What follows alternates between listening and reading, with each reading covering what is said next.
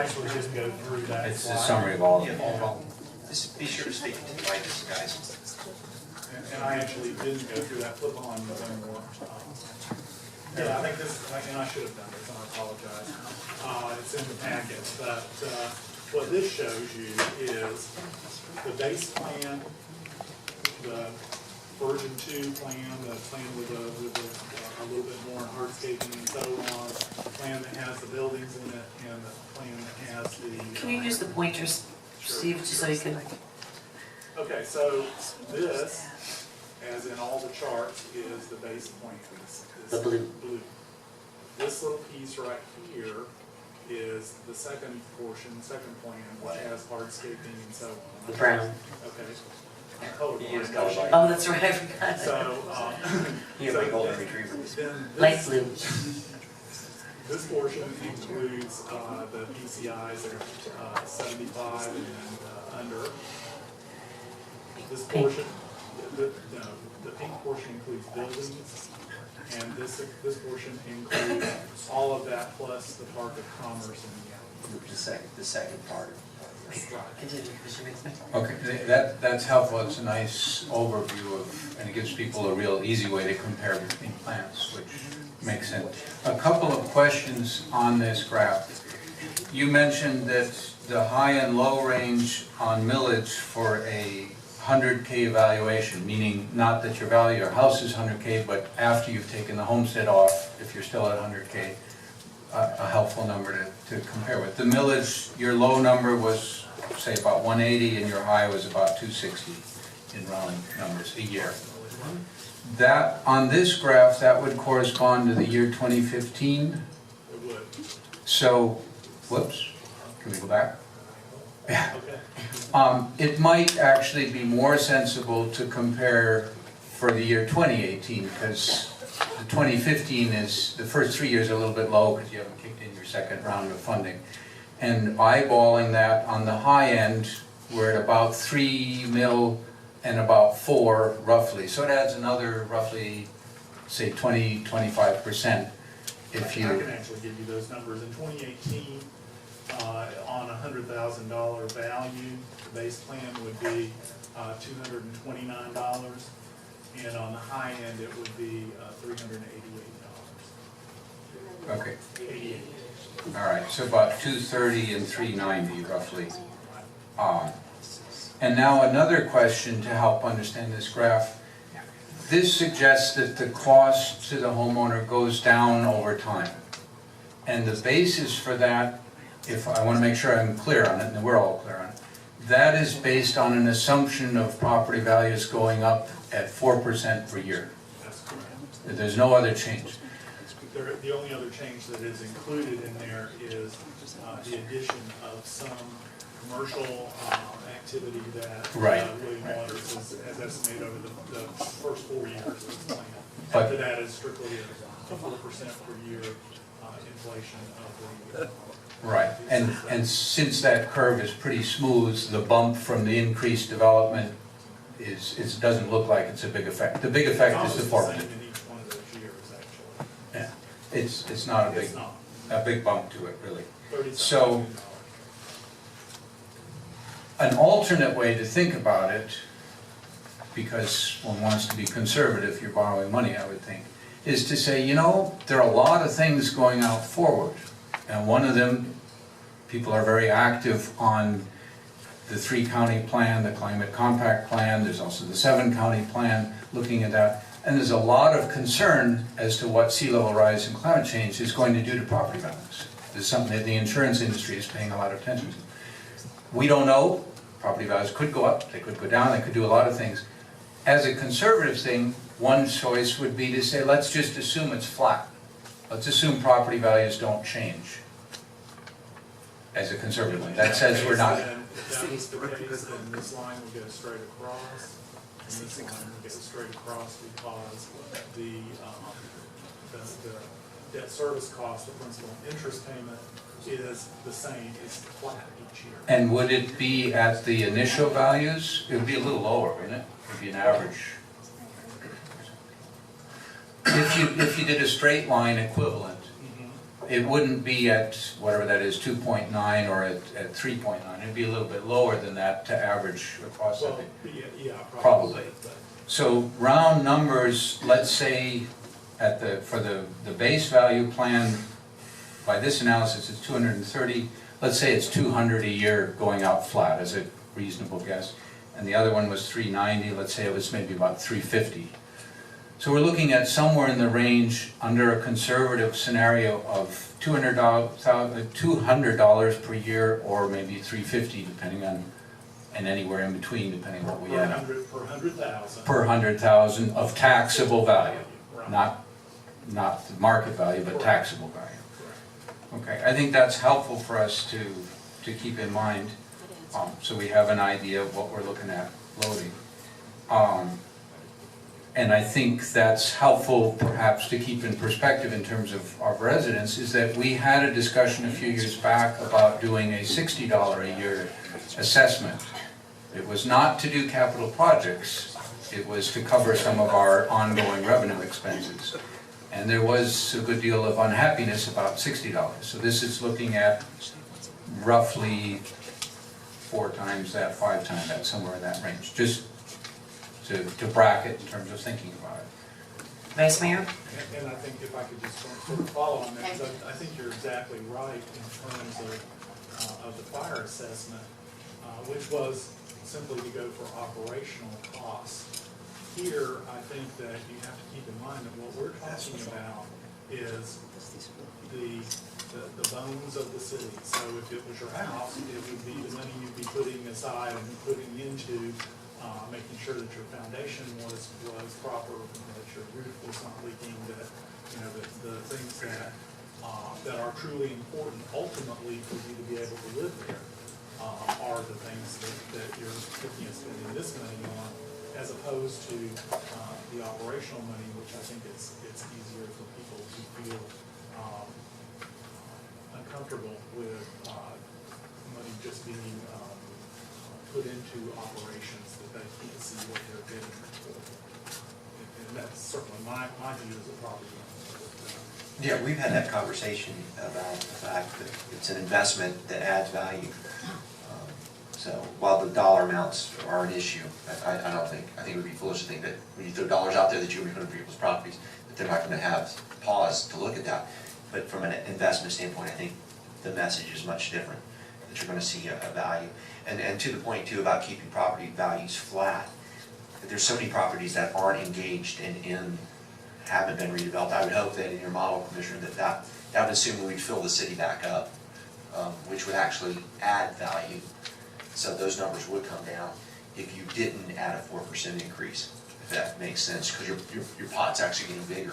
Those vacant or run down or obsolete properties, there'd be new functional structures on them with people doing things.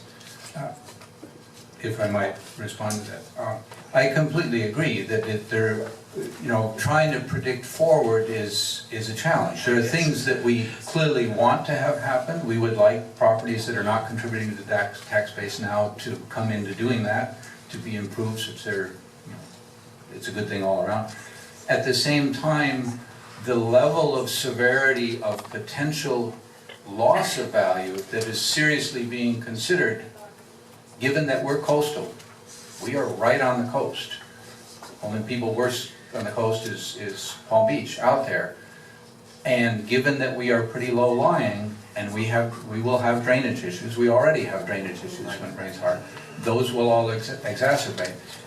The scenarios, and folks around us also will be having issues. So the scenarios on what the values could look like over this kind of a time frame, there is huge uncertainty. And it could go way up, it could go way down. And your point's taken. We actually had a meeting this last week with the county staff, a preliminary, to run through that specific The issue. new that flood came before. maps. Yeah, well, not just the FEMA flood maps. This is the practices that came out of, you just mentioned the 750 and the regional plan and the 4 counties plan, about working with them and bringing some of those discussions forward with you on policy issues and things we want to look at. So your point is well made, and we're not brushing that aside by any means.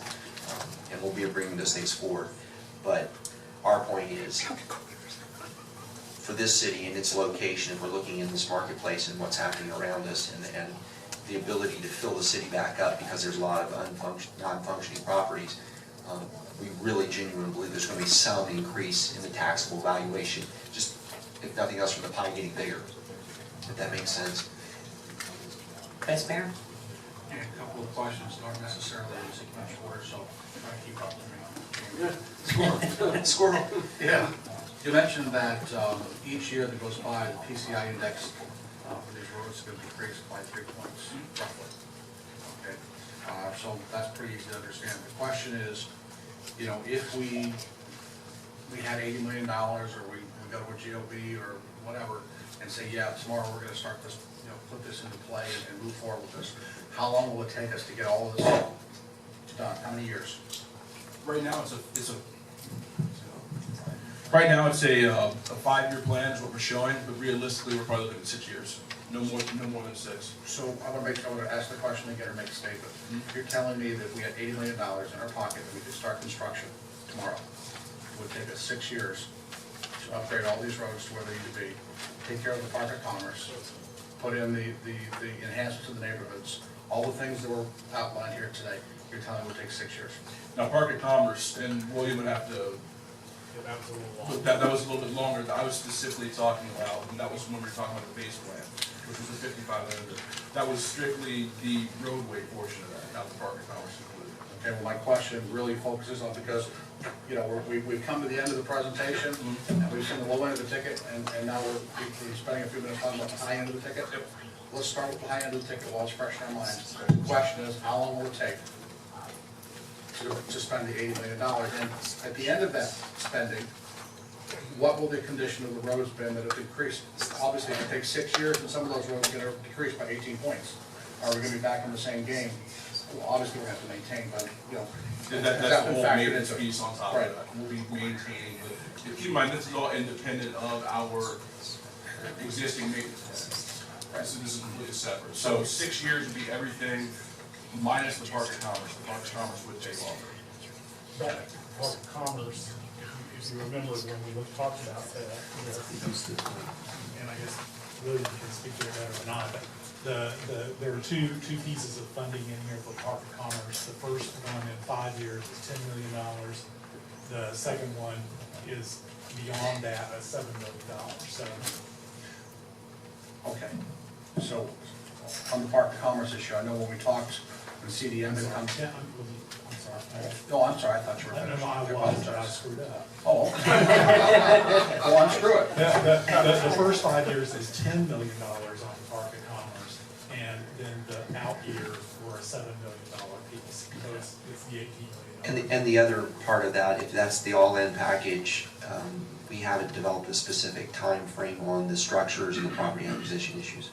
Okay, well, again, I want to go back to when CDM had come and given the presentation to the commission a couple of years ago, and I know I specifically asked about the cost savings involved with doing it all, committing to it all at one time and having the funding in place to get it all done. Okay, and that's something else that I think that has been unspoken here.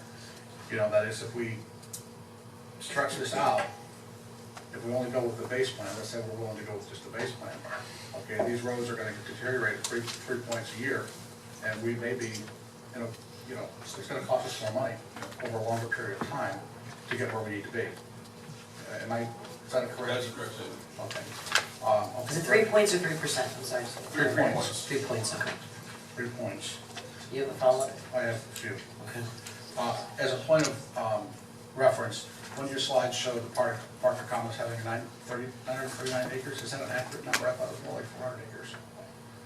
How many acres, Mr. Waters, the Park of Commerce? The overall Park of Commerce, everything has right at just under 400 acres, but what's actually available for development is about 75 or 80, because we can't include necessarily the trailer parks, which encompass about 65 or 70 acres in and of themselves. And then that study did include some areas that we proposed as being redevelopment areas.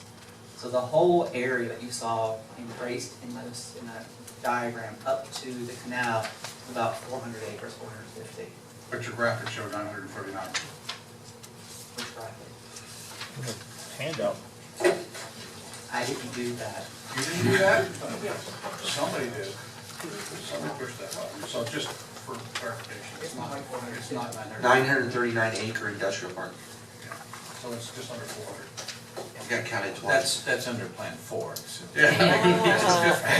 We're We're going gonna, we're gonna grow some extra land. Exactly. All right. Let's see, what else do we have here? Good catch. Are all those other numbers correct? And Steve, I want to ask you about, you know, I respect my colleagues' comments about sea level rise. Okay, hope it doesn't happen, but it's going to happen over a long period of time, so I don't think it's an imminent threat to us in terms of what we're talking about here and what we need to do in the here and now. But going back to property values, assuming that they will increase, okay?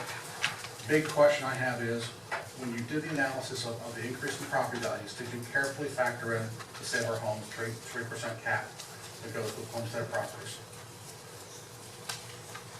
The answer is that we did not consider that in these numbers, but we will do a more fine address of that. But I'll tell you the way that these numbers were developed. We took the taxable assessed value, which means the taxable assessed value today, as given to us by the property appraiser back in June, is $1,097 million. That already takes into account Save Our Homes, homestead exemption, et cetera, on everything that exists right now. We inflated that by 4% per year. We added to that some commercial development that Mr. Waters is aware of that will be coming in, an estimate of that. That's all we have done. But what I would say is that I don't believe that the Save Our Homes piece is going to be significant in the out years because we've already factored in everything that relates to that in the current year amount. So I'm not even sure how you go about doing it, to be honest, because you've got to then say, well, Johnny Nicoducci, who lives over here, is going to, in fact, be here for the next 30 years, and so he will, get the Save Our Homes. When in fact Johnny may sell next year, and somebody new comes in and they sell in 2 or 3 years, and so on.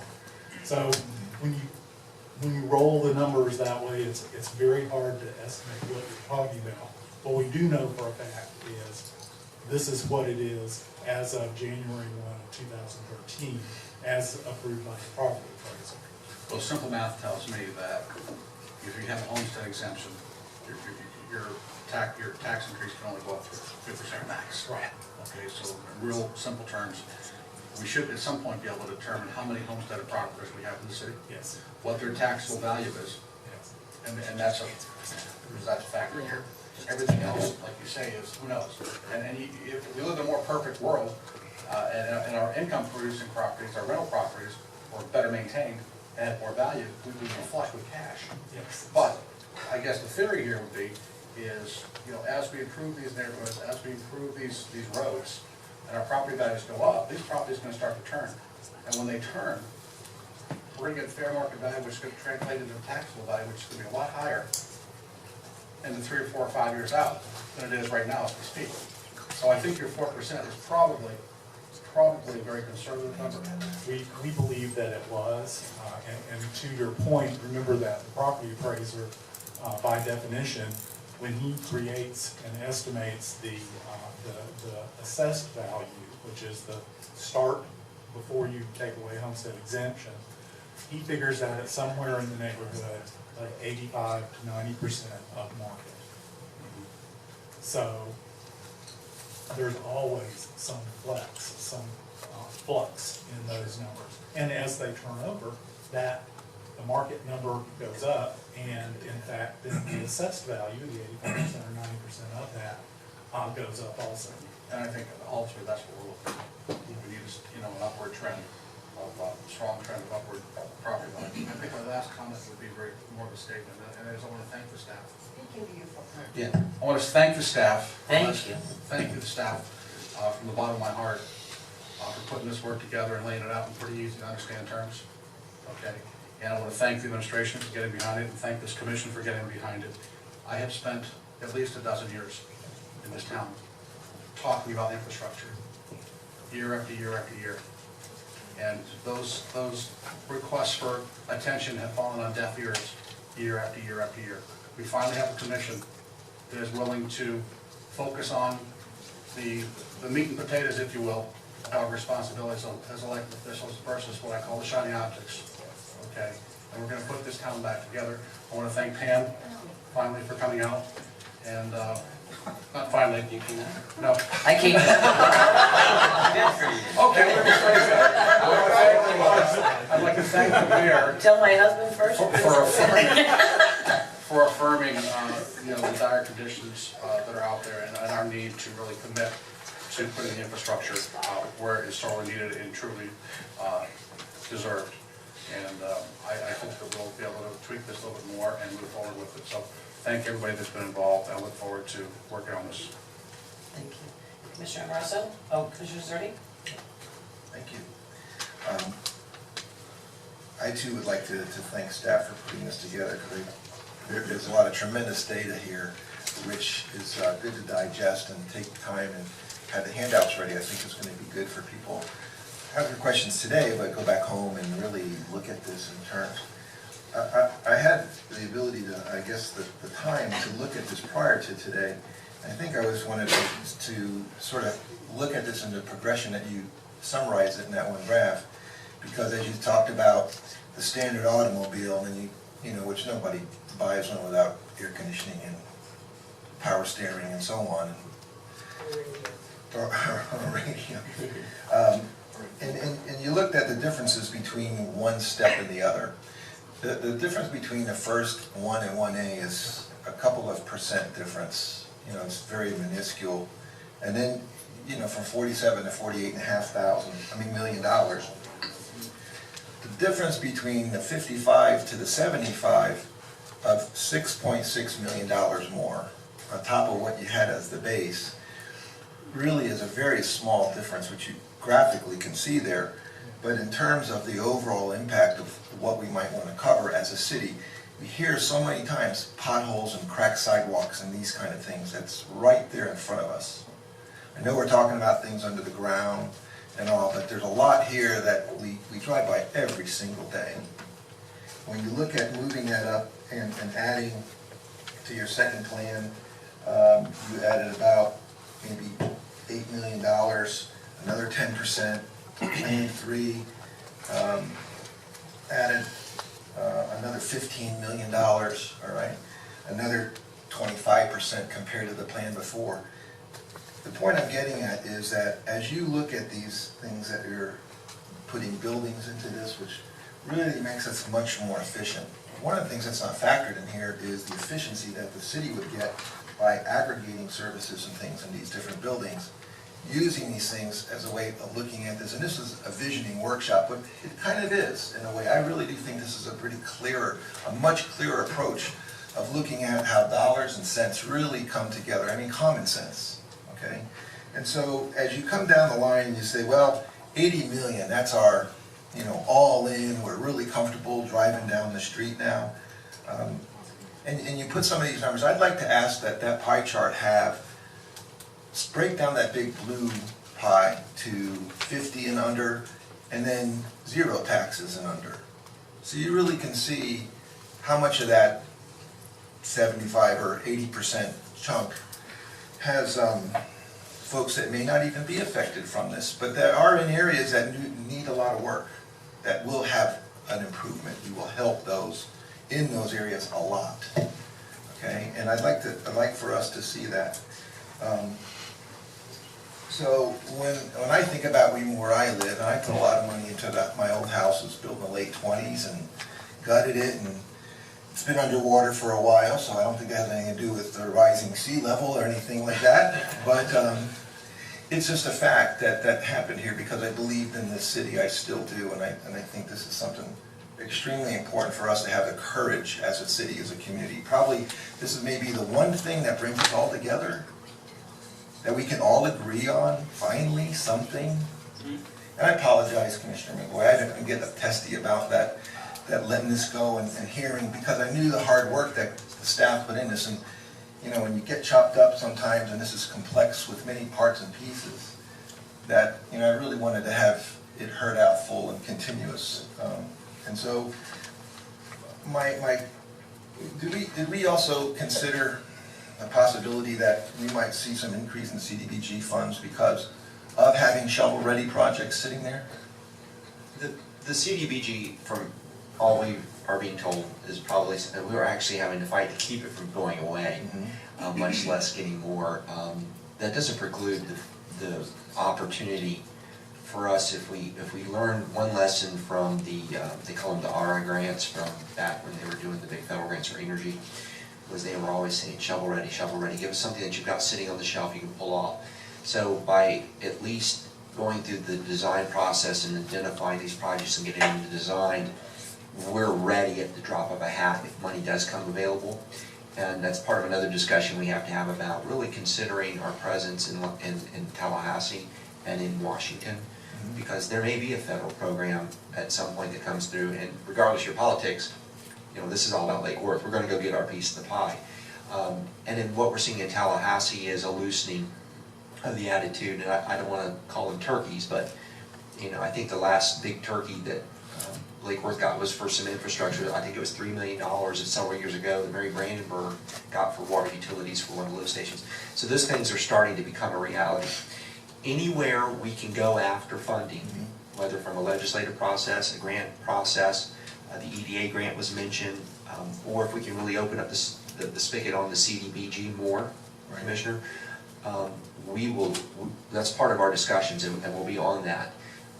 Everything we do will lower that number. As I'm saying, this is not considered in any of these things here. Correct. This is a very conservative. Right. And so my last, for this round here, I guess, is that, you know, how I see this tying in is we've had this dependency on supplementing our general fund with our utilities.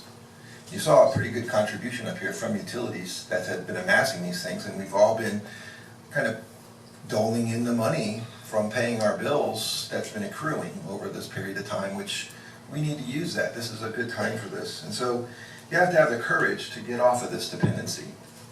Built into that courage is going to be the fact, if we can, and I feel confident that we can, that eventually will give us the leverage that we need to deal with our power decision, our other power, electric that we're coming up to, the triple track we're on.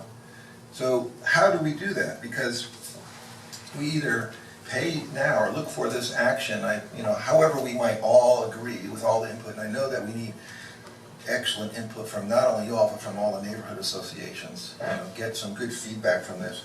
But this gives us to deal much more leverage in those electric options that we're considering in front of us. The perception and the ability for us to show business folks, to show people what we're doing, we're going to be able to look at how this is going to happen. Not only for our schools too, but it's our time to get healthy as a city. And we talked about that. So we are in such an attractive location. Yeah, we're by the water, but that's why I think we're kind of all around here. And I think that this can be the thing, I think, that pulls us together. And I really do